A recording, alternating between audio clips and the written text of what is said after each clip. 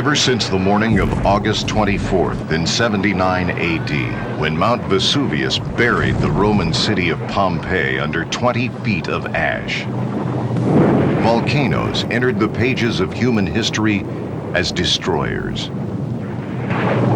as cauldrons of chaos, reeking of hell's own brimstone. Like pustules ready to burst, volcanoes are a fiery rash on the Earth's crust. They erupt when it's least expected. They're capricious, often deadly, and we humans stand helpless before them.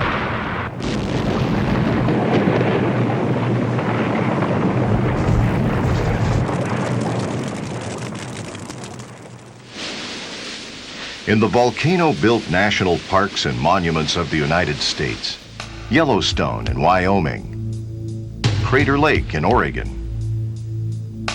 Mount St. Helens in Washington, Katmai in Alaska, lava beds in California, and Volcanoes National Park, home of Pele, legendary fire goddess of Hawaii.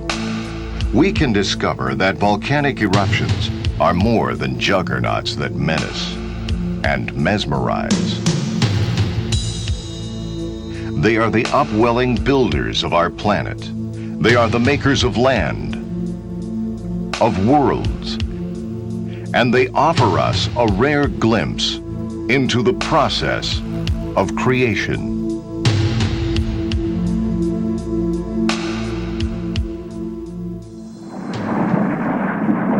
Just what is a volcano? A god? A devil? Or both? Volcanoes. To humankind, they are enveloped in an aura that can only be described as supernatural. They're devil mountains and holy mountains.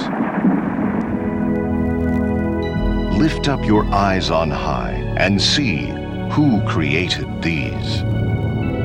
By their beauty and radiance, these holy mountains, magic mountains, draw humans like moths to a flame, and sometimes consume them. To some, they're upthrusts of hell. To others, abodes of the gods and spirits. Volcanoes are something else to scientists. Like a tree's rings, they're a record of growth, of the Earth's growing pains, and proof that our planet is still spunky, still kicking.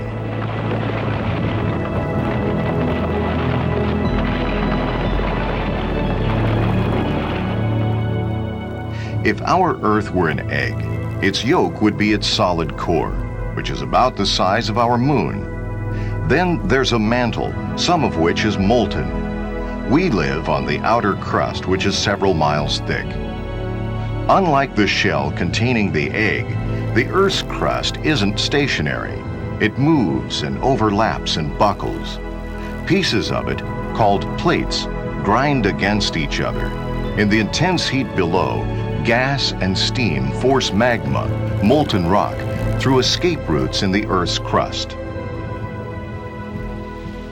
When magma wants out, it gets out.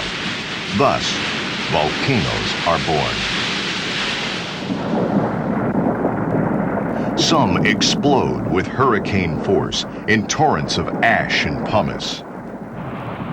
Some erupt with thick, creamy folds of molten lava. There are three common types of volcanoes. Cinder cone volcanoes, such as this one at Mount Lassen in California, are explosive and spew hot rock and ash that builds up steeply around the vent. Shield volcanoes can be deceptive. Mauna Loa in Hawaii may be mistaken for a gently sloping mountain of no volcanic character. It's built of successive layers of lava flowing long distances and is rarely explosive. A composite volcano, such as Mount Rainier in Washington, is built of lava flows and explosive eruptions of cinder and ash, much like a multi-layered cake. This kind of volcano combines features of the cinder cone and shield volcano. America is one of the Earth's great volcanic hotspots. Rumblings, earthquakes, eruptions, particularly the American West. California alone has at least 66 volcanoes. Some of the most violent eruptions in the world occur in Alaska. And Hawaii experiences almost continuous eruptions.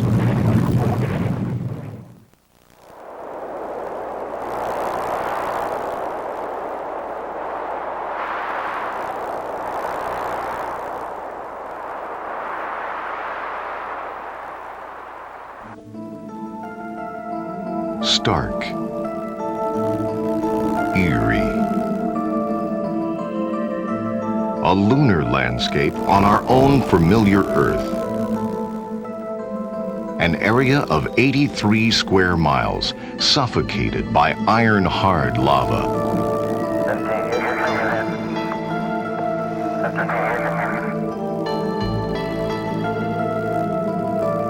Visitors here feel like they're walking on the moon.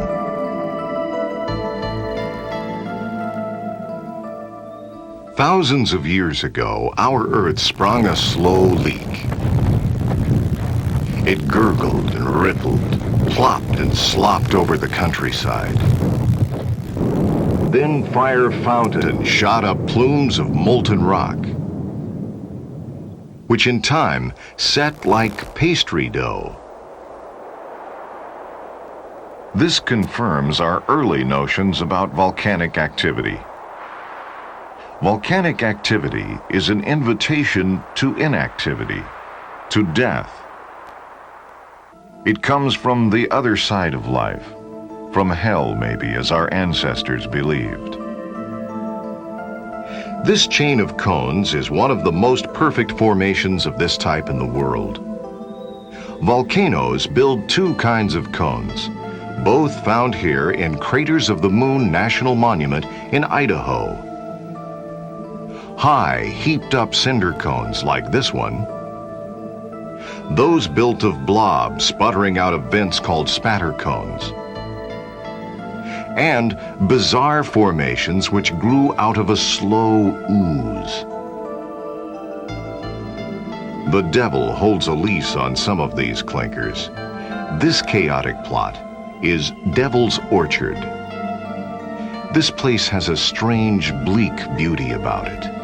It does little to dispel one's notion of volcanoes as harbingers of destruction, of death.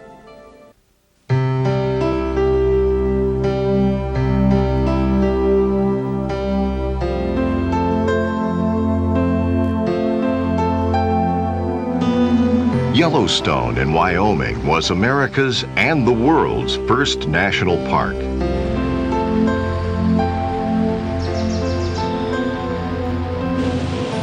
This is the way we usually see Yellowstone. But when we really explore Yellowstone, not only what's above the ground, but what's below it, we're witness to the primal forces that built this planet.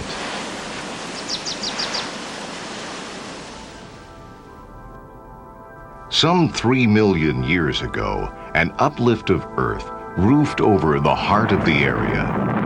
Then, 600,000 years ago, there was an explosion of unimaginable force. In this eruption, enough magma was ejected to pile up 7 mountains, each 10,000 feet high. As the magma chambers emptied, the uplifted Earth collapsed inward, creating Yellowstone's cauldron, among the largest in the world. Volcanic forces lie cramped beneath the park, waiting to be unleashed. Once, our whole newborn planet Earth was like this, some billion years ago. Hot, steaming hot, and stinking of sulfur. Our whole planet.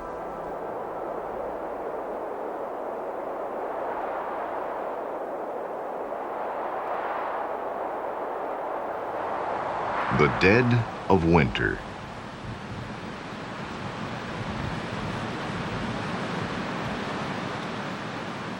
These bison want to keep warm, so they forage where the earth is warmed from below by volcanic simmering.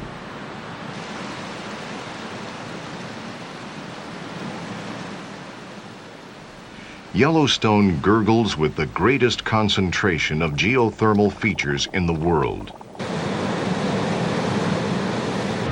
There's enough heat radiating up through the park's surface to melt 1 million tons of ice a day. Snow and rain seep into the orifices of the Earth's underground. These waters re-emerge as steaming fumaroles, or as hot springs, or if pockets of subterranean steam create enough pressure, as geysers.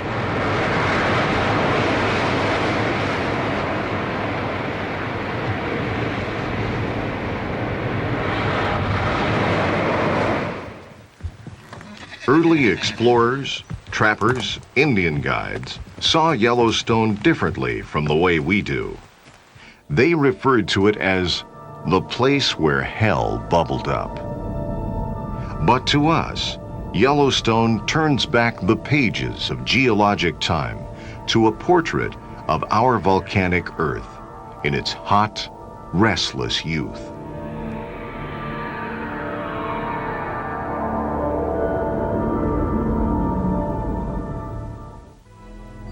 The vast Pacific. Its verges, the hottest volcanic regions on Earth. This is the lethal ring of fire, a circle of fierce volcanoes, stretching from the tip of South America, up Central America, and North America, then arching at Alaska, glancing aside Asia, and settling to rest south of New Zealand. A 25,000-mile ring of fire seething beneath our planet's skin. In Japan, there are ring volcanoes that are worshipped. In California, an awe-inspiring member of this volcanic circle is the object of occult rituals and is said to shelter refugees from the lost continent of Atlantis. Shasta and nearby Mount Lassen guard the southern flank of the United States share of the fire ring. That range of West Coast mountains called the Cascades.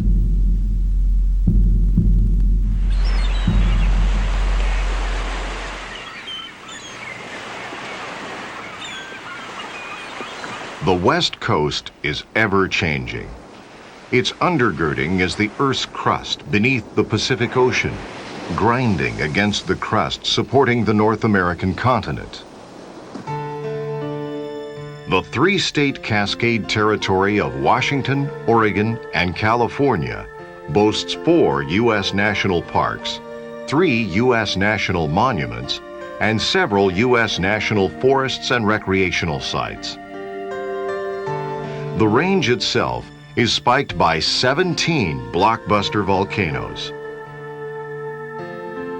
Mount Baker in Washington is the most northerly of the U.S. Cascades. It shares a wilderness with North Cascades National Park. Baker is coldly north, always swathed in a white blanket because this mountain gets 62 feet of snow a year. Snow. 62 feet of it. But the mountain is only hibernating under this blanket.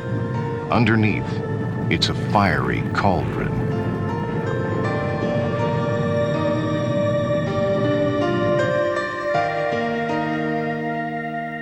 Only a century ago, this land was largely unexplored. Then it was known simply as Oregon country. Now we call it the Pacific Northwest.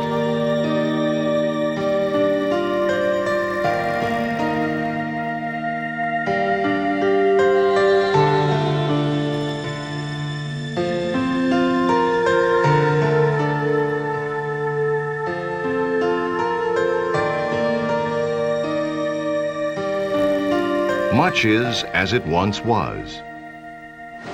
The pounding of the surf on its coastline, herds of wild elk, silent rainforests. But today there are tidy farms and vineyards, some of the world's tallest timber, and major cities. This is Seattle, premier city of the Pacific Northwest. One can hardly stroll through it without getting the feeling that Rainier is watching.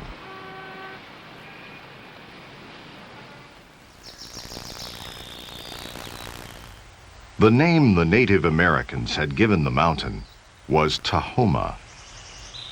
It means the mountain that was God.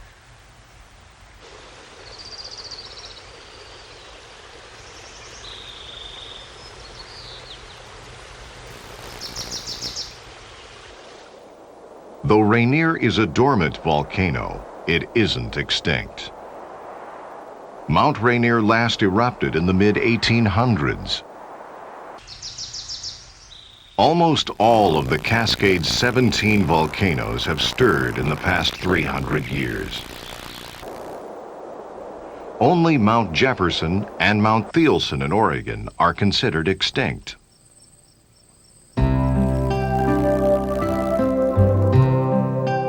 Like Rainier, the last time Mount Hood erupted was in the 1800s. Now it is quiet. And just a glance to the east from any point in Portland, Oregon.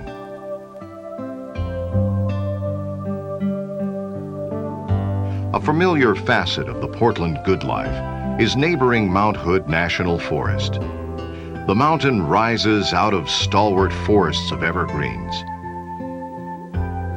with the summit sheathed by glaciers, 11 of them, so that even in summer, snowfields never melt.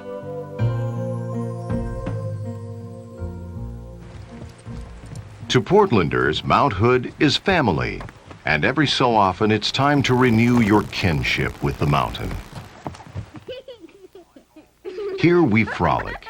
Like all volcanoes, Mount Hood draws us to itself, fills us with vigor, renews us. We warm ourselves at its hearth. But we forget that this mountain's heart is molten rock reaching to the Earth's core. We forget the binges, the incredible power. We ignore the great warnings of the past, branded onto the history of humankind, until we ourselves smell the fire. More climbers climb Hood than any other volcano in the world, except for Mount Hood's cousin volcano, one ocean removed, Mount Fuji in Japan. But if the climbers and hikers look closely, they may find that they're trampling over traces of their mountain's last eruption. Though these mountains look like glistening white angels in repose, they've got fire in their heart.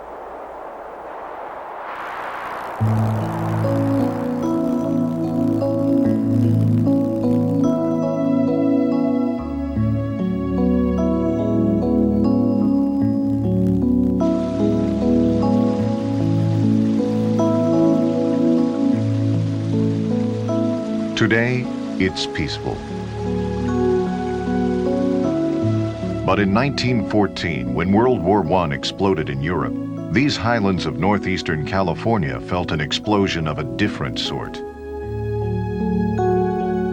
Eons past, an ancient mother volcano called Tahoma reigned over this countryside.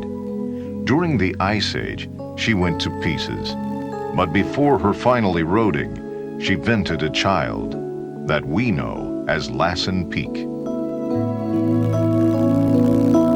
Lassen is a strapping North American in the global Ring of Fire. Lassen is also one of the biggest plug dome volcanoes in the world. 1914. As June moved toward the summer solstice, all was at peace. Then, as though echoing the war brewing in Europe, the mountain rumbled. This was startling. The volcano was presumed to be dead. On June 14th at 9:43 a.m., a local man named B.F. Loomis was ready with his box camera. Now, the mountain blew.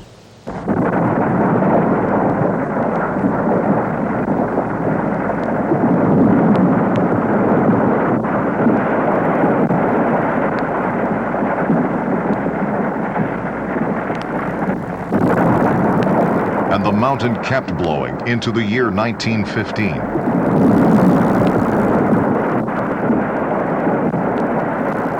The eruptions got the whole nation talking about Lassen. In August of the next year, 1916, President Woodrow Wilson signed a bill creating Lassen Volcanic National Park. But this mountain didn't simmer down until the year that America got into the war. 1917. Today, you can climb the peak that had fulminated for those 3 long years and gaze out over the devastated area, where through the decades, life is returning.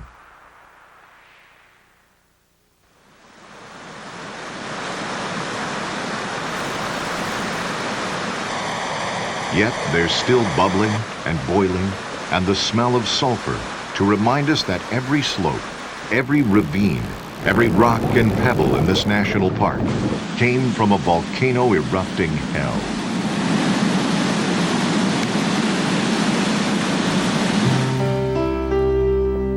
In the year 1980, Mount St. Helens in southwestern Washington looked like this. In the lakes and rivers lapping at its foot, heaven had created a masterpiece.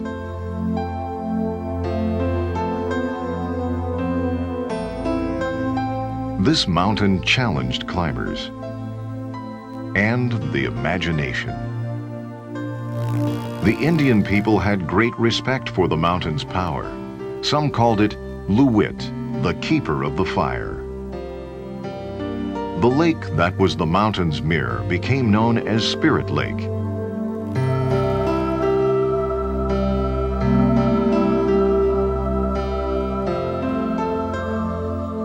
"83-year-old Harry Truman was one of the lodge owners at Spirit Lake. Unlike the others, Harry was a year-round resident. The legendary past was forgotten, the spirits of Spirit Lake ignored. Mount St. Helens glittered as a sportsman's getaway.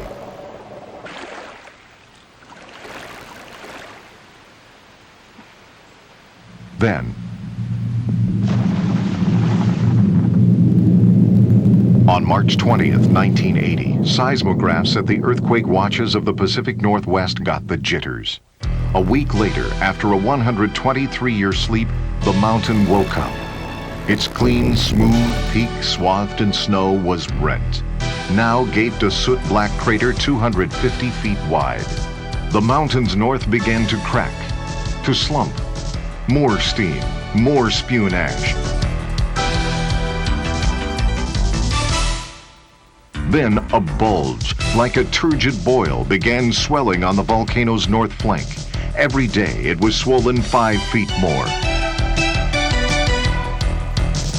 Gawkers, volcano watchers, descended from over the states and provinces of North America, from Germany and Switzerland, from as far as Israel. Mount St. Helens was news. Brave newsmen edged to the crater's rim. A sleeping beauty of a volcano was waking up. Scientists swarmed over it, making it the most studied volcano in North America. People were primed for fireworks. Some even climbed to the teetering edge of the action. They simply did not grasp the danger. Between April's end and May's beginning, the bulge had swelled to 320 feet in height, a half-mile in width, and a whole mile in length. The governor designated a restricted zone 5 miles around the peak to keep back the volcano watchers. "I've got a piece of the rock," was the protest. 35 Spirit Lake property owners demanded access. But peace prevailed that Saturday. A law enforcement patrol escorted those frustrated property owners to Spirit Lake, where they could collect their belongings. The next day was Sunday, May 18th. To gather anything they'd left behind, the homeowners were to return to Spirit Lake at 10 in the morning. But at 8:32 a.m., the birds stopped singing.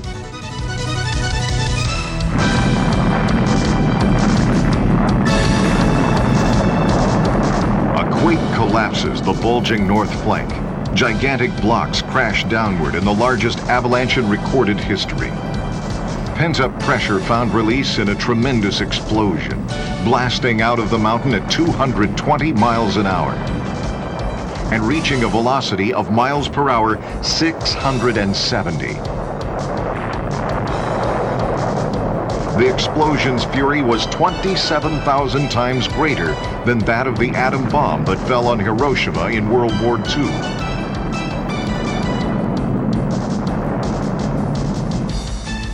A pillar of ash shot 72,000 feet into the air and toppled onto Oregon, Idaho, and Montana.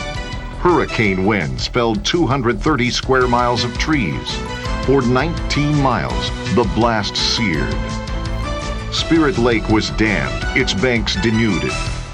Old Harry Truman, who refused to evacuate, lay buried under 300 feet of mud flow.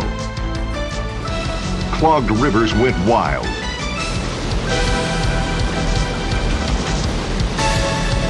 Hundreds of thousands of fish died, some in waters heated to 100 degrees Fahrenheit. In the words of the prophet Isaiah, "I will lay waste to mountains and hills, and dry up all the herbage. I will turn rivers into islands."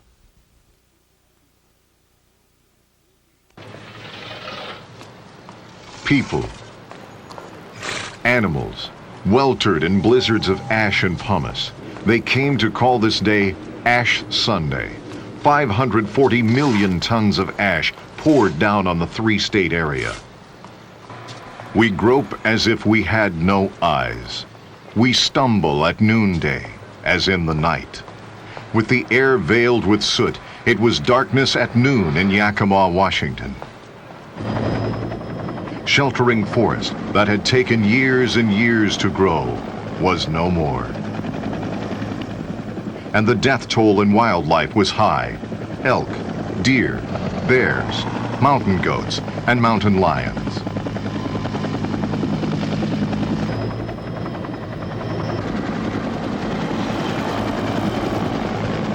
"57 human beings perished.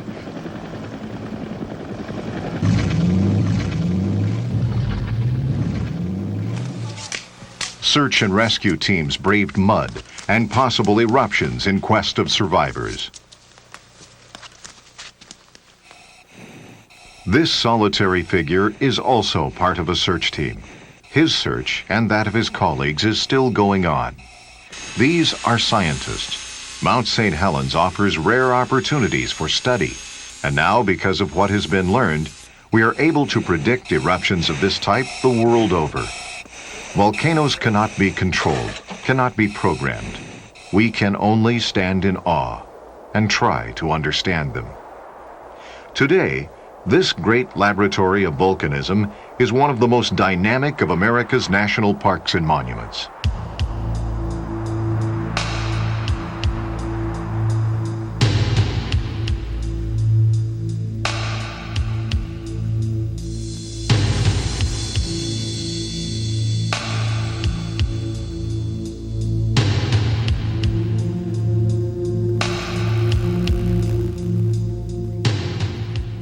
After the great eruption of 1980, this land seemed devoid of life.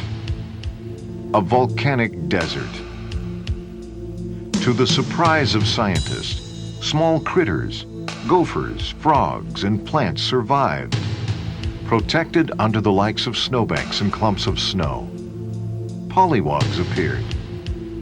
Wind-blown seeds started to take root and sprouted foliage.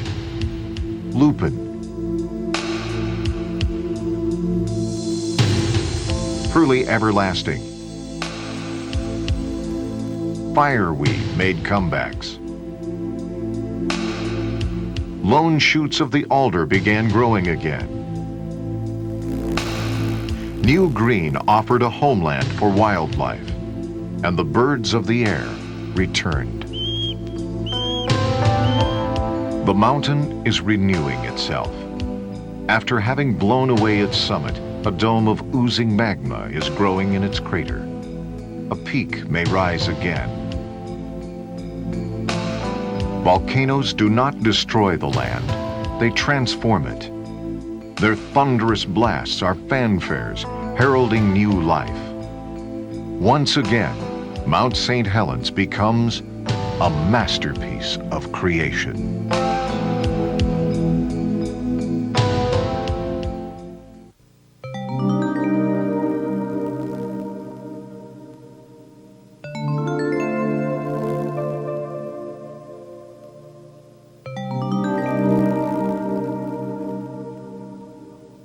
After the turmoil of Mount St. Helens, dawn over these waters offers long-awaited peace. Serenity.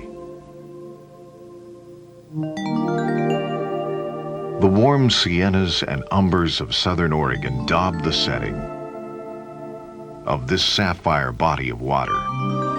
It was a lake of blue to the Native Americans, one of the deepest lakes on Earth, and one that drenches the spirit with peace. It wasn't always that way.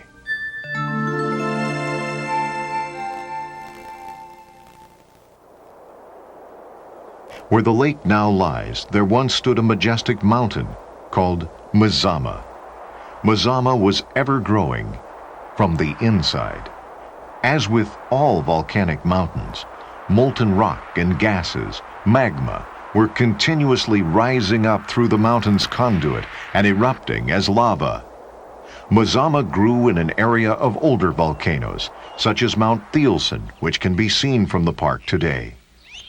The trapped magma built up pressure, great pressure. Then, Mazama blew.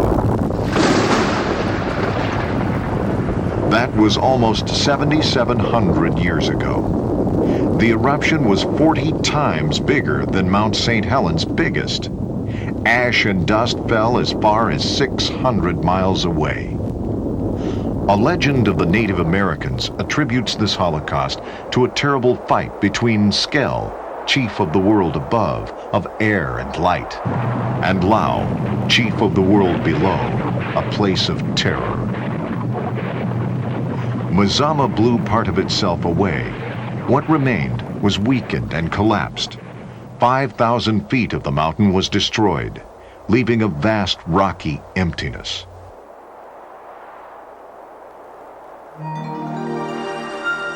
Over the centuries, this emptiness, this caldera, was filled by falling rain and melting snows.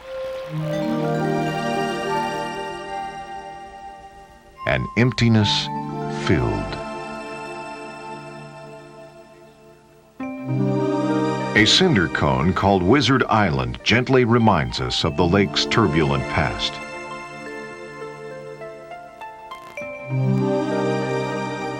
Purity, clarity. Crater Lake is one of the clearest bodies of water on Earth. This national park has much to offer: recreation and inspiration. There are visitors who come here for what might be called spiritual renewal, as though these waters can open the eyes to our oneness with all life.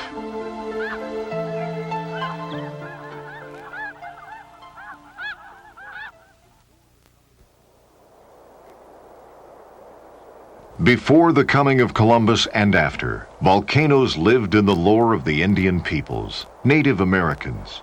To them, volcanoes were sometimes sacred and sometimes evil.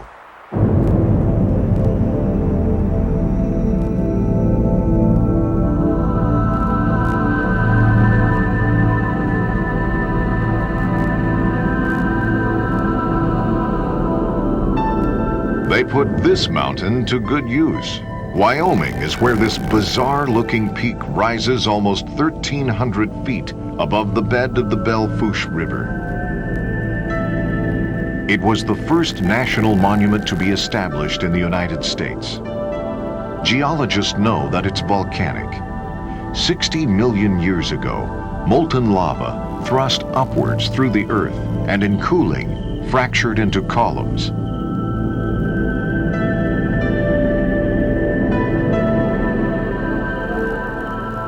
When the white man began encroaching on their territory, the Indians of the Black Hills told the whites that this tortured neck of lava belonged to the devil. Thus, the Indians held off the white man a little longer.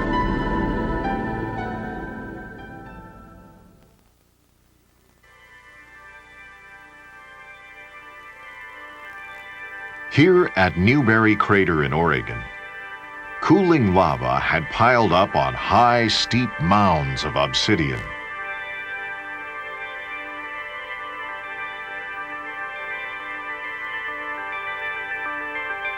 They've been called curtains of glass.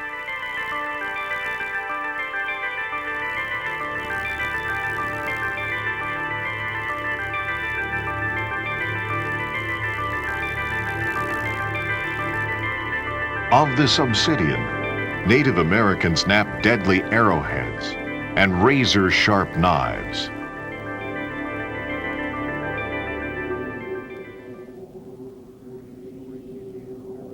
Prehistoric Indians of Arizona farmed this land.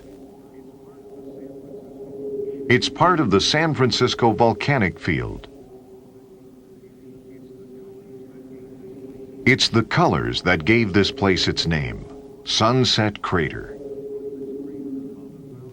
From this crater about 1,000 years ago, molten lava began flowing, and ash covered over the parched, low-yield fields of those prehistoric farmers.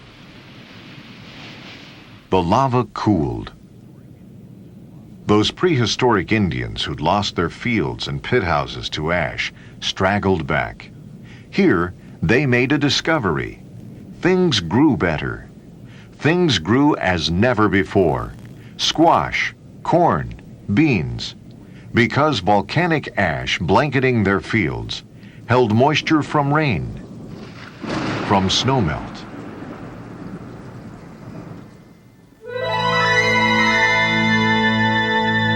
One of the last acts in the drama of the dwindling Native Americans was played out on a volcanic stage. This vast expanse of hardened lava, called by the tribes the land of burnt-out fires.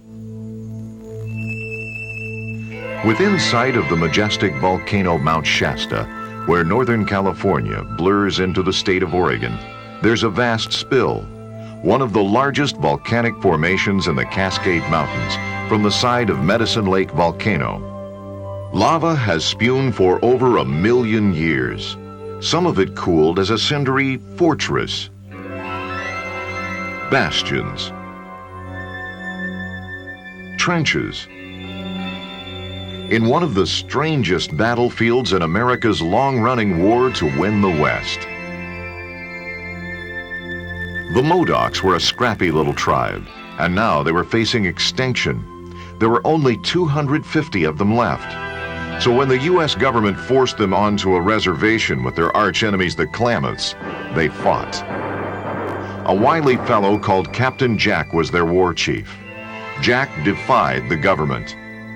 He and a motley band of Modoc braves, Sconchin John, Scarface Charlie, Hooka Jim, Shack Nasty Jim, so called because of his mother's terrible housekeeping, Steamboat Frank, about 50 fighting men, plus their women and children, holed up in the lava beds on the south shore of Tule Lake, and prepared to take on a U.S. Army detachment of 1,000 soldiers who were coming to smoke them out.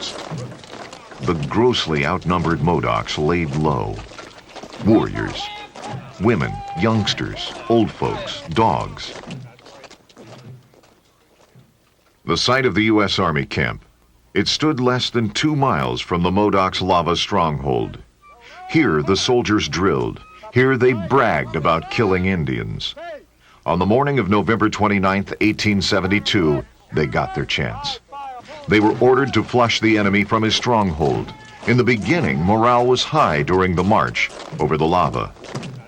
"Tomorrow we'll have Modoc steak for breakfast," they boasted. But soon, the terrain proved torturous. They argued over who would take the most Indian scalps. The lava was crippling them.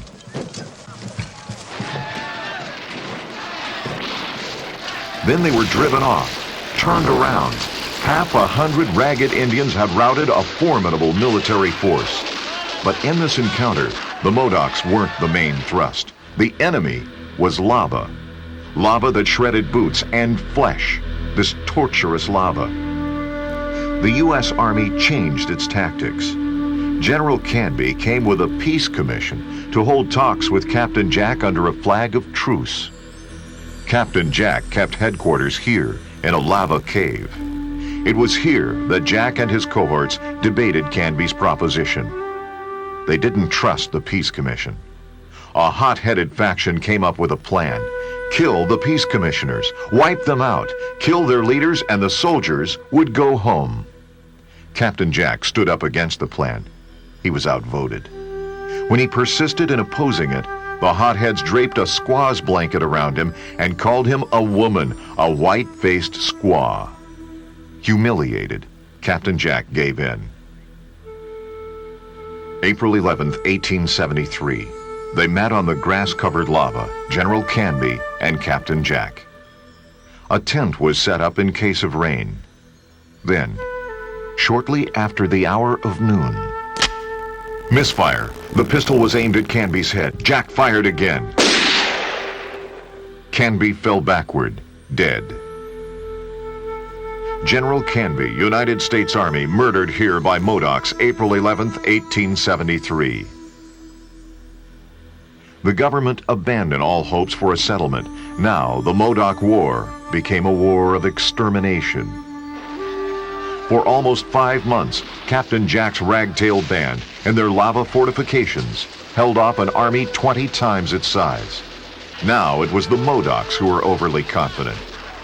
And the U.S. Army was learning from them, learning to use the lava beds to their advantage. One strategy was to cut off the Modocs' access to food and to water. The lava fields became a trap. The Modocs fell to quarreling. Hungry, thirsty, tired, they were forced to abandon their lava stronghold, only to find themselves caught in the open, where they were hunted down. On June 1st, 1873, exhausted, Captain Jack gave himself up because, as he said, his legs gave out.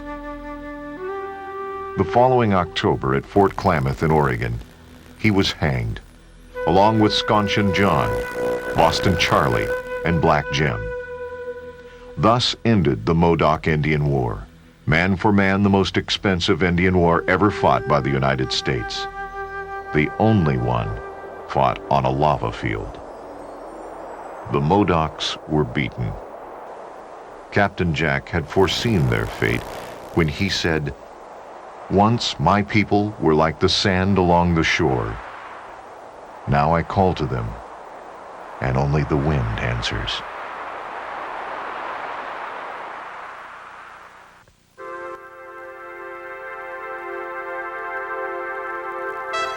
America's share of the fabled Ring of Fire reaches far north, bending through Alaska's awesome wilderness.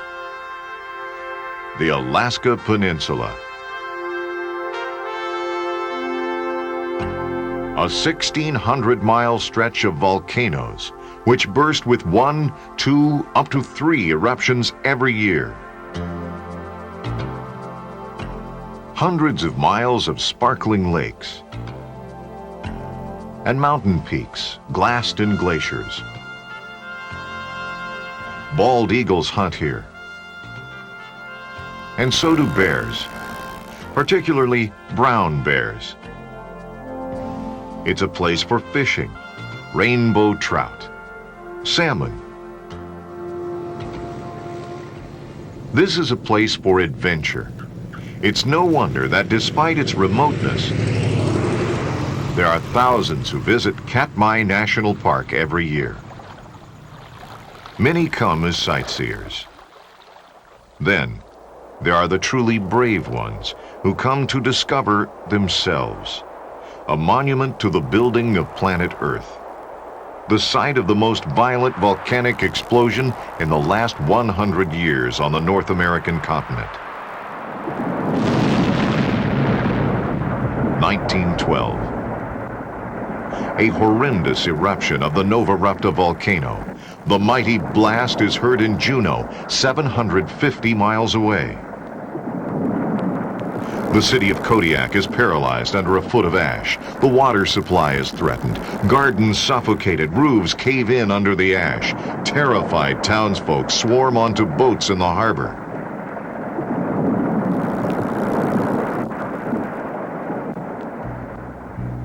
Here, in what is now Katmai National Park, a lush valley was turned into 40 square miles of surrealistic landscape. For at the head of this valley, Novarupta volcano was born. It's been named the Valley of the 10,000 Smokes for the numerous steaming fumaroles discovered at Katmai Pass. Today, they've subsided. There's a moodiness about this place, a feeling of menace, because brooding at the valley's head hunch 4 volcanoes hemmed in by glaciers. Some of them want to break out, erupt. One day, they will. The Valley of the 10,000 Smokes is a monument, a recent monument, to the great volcanic forces that are molding the Alaska Peninsula.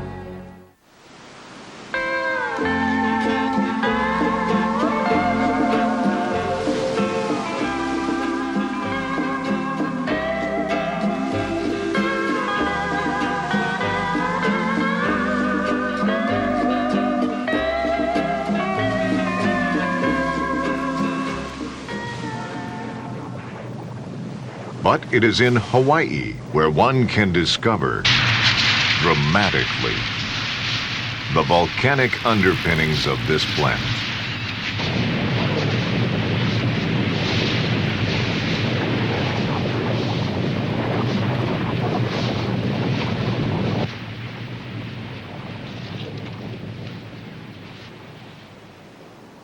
The Hawaiian Islands are smack mid-Pacific, unrelated to any other landmass. At present, there are 8 of them, with more on the way.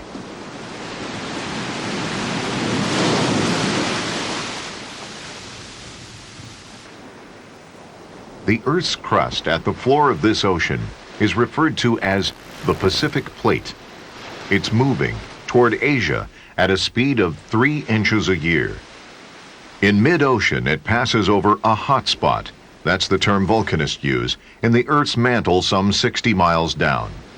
Like a slow conveyor belt passing over a burner, percolated matter piles up. In this way, over the past 40 million years, mountains have grown. Some of them have grown big enough to rise above the water. What we call the Hawaiian Islands are the tops of such mountains, rising from the ocean's floor. As the plate drifts to the northwest, each island volcano drifts from its place over the hotspot and cools off. It's burnt out. Now the Hawaiian archipelago is expecting again. Loihi Seamount is a volcano that's still 3,182 feet below sea level. But it's growing into islandhood. We can expect it to be out of the water within the next 10,000 years. So are growing, the 8 large Hawaiian islands. Kauai was born 5 million years ago. Kauai is old. Maui was born 2 million years ago. As an island, Maui is still young. The greater of the 2 volcanoes that vented Maui is Haleakala, near the southeastern end of the Hawaiian archipelago. Here, the legendary Maui ensnared the sun's rays and held them until he was promised longer days of light and warmth. Thus, Haleakala, meaning the dwelling of the sun. Great discoveries are made in moments, rare moments that linger in the mind forever. To discover Haleakala, you should arrive before dawn. You're in a canopy of clouds, nearly 10,000 feet above sea level, the top of the world. A primordial sun eases its radiance over the earth. Let there be light, revealing, as though for the first time, the bleak beauty of a land made by wind and water and fire. Gazing into its depths, we feel ourselves to be more than mere visitors. We're pilgrims. Indeed, this is a sacred place to the Hawaiians, a vast and holy shrine to creation. This wind-blown crater, 7.5 miles across and 2 miles wide, slopes to a depth of 3,000 feet. Vivid color and shapes grew out of million-year-old tensions between eruption and erosion. This volcano is dormant, but not dead. The last time that Haleakala erupted was in 1790. There are rumors that in a century or two, it may go off again. Haleakala National Park is a refuge for threatened species of plants and birds that are native only to these islands. The rare silver sword, the nene, land-loving goose, and the state bird of Hawaii.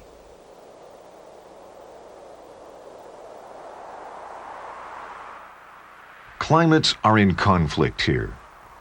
The scorching sun, the torrential rains.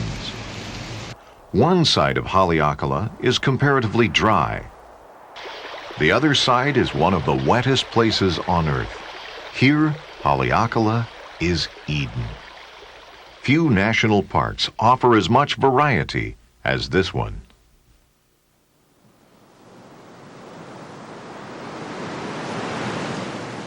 Haleakala was once the home of the goddess of the volcanoes, Pele. Polynesian Hawaiians recount Pele's legend in the gestures of a sacred hand dance.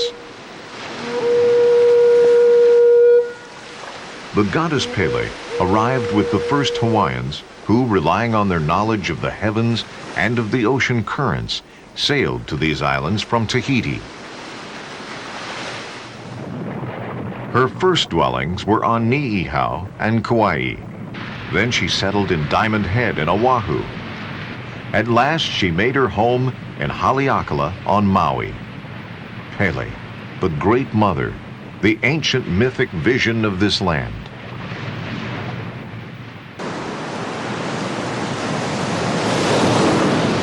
Her sister, a goddess of the sea, resented her, hated Pele's fires. There was a terrible battle, to the death. Fire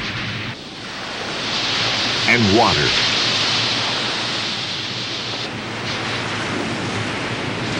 Pele and the goddess of the sea.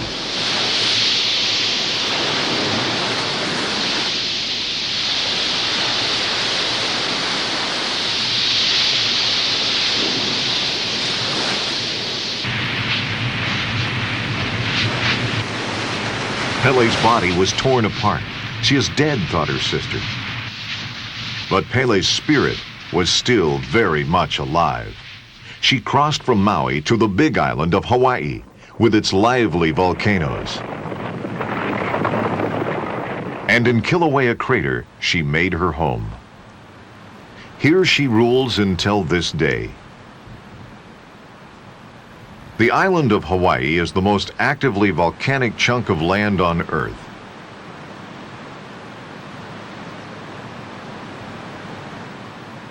To discover Pele's domain for yourself is to stand on the rim of the Kilauea caldera.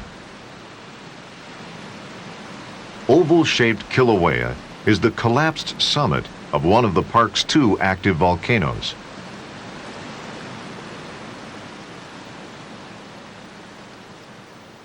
It widens to 2.5 miles across, and in some places reaches a depth of 400 feet. Hawaii volcanoes have a distinctive look. They slope gradually, almost gently, from the topmost crater. But that high crater isn't the only site of eruption. Volcanoes also erupt along rift zones. Unlike mainland volcanoes such as Mount St. Helens, which erupted with gaseous explosions, Hawaiian volcanoes erupt with long, fluid lava flows. In classifying different kinds of lava, scientists have adopted terms from the Hawaiian language. Rough, jagged lava is a'a. Lava that's smooth, rope-like, or resembling locks of Pele's hairdo is called pahoehoe. Chemically, both kinds are the same.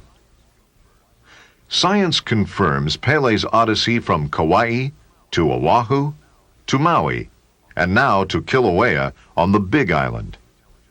It traces intelligently a geologic route from the oldest to the newest of Hawaii's volcanoes. The fiery Pele most certainly destroys anything in her path. As she destroyed the visitor center in Volcanoes National Park in the 1989 eruption.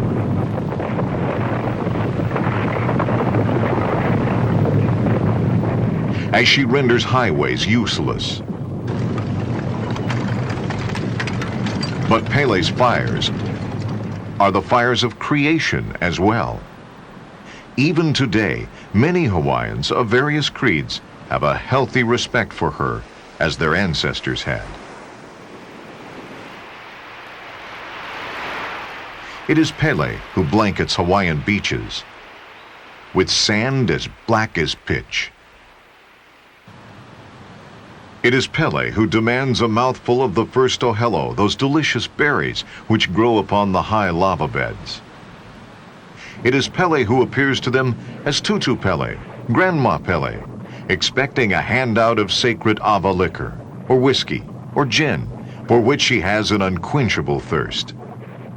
Then, when attracted to young manly chiefs, she transforms herself into a comely woman who lures her chosen one to her embrace.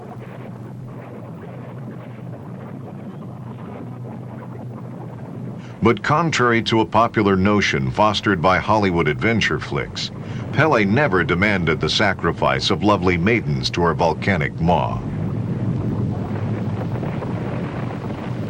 It was Pele who kept Kilauea Caldera a bubbling lake of lava until 1924. Pele who attracted visitors from around the globe to admire her and to fear her. It was Pele who in 1880 erupted angrily and from Mauna Loa spewed her burning blood toward the town of Hilo, threatening to destroy it.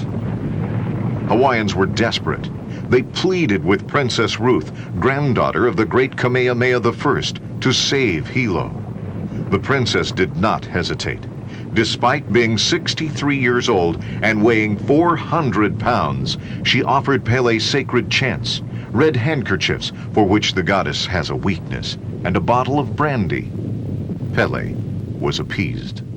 The molten lava stopped at the town's edge. In the recent eruption, when lava flows destroyed homes in the Royal Garden subdivision, Hawaiians said, "This is Pele's land. She let us use it, but now she's taking it back." In the ancient myth of Pele, these people realize they're witness to a process. Ours is a temperamental planet, ever dying and being born, ever tearing down and rebuilding. It's the way of the Earth, but a geologic process that may take thousands of years elsewhere can be grasped in a human lifetime on this island. Here you can see new land being born.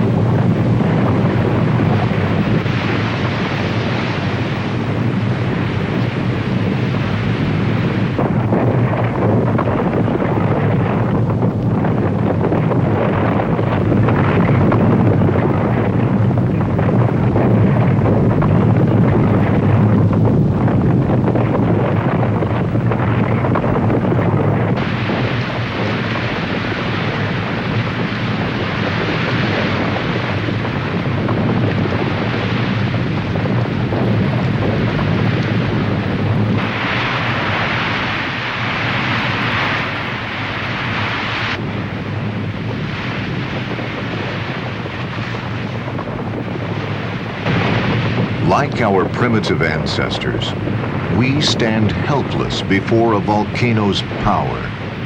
Like Pele, volcanoes seduce us and fill us with awe.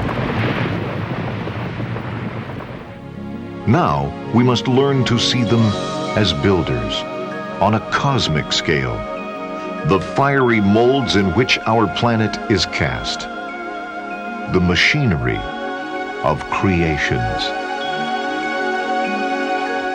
For behold, I create new heavens and a new earth.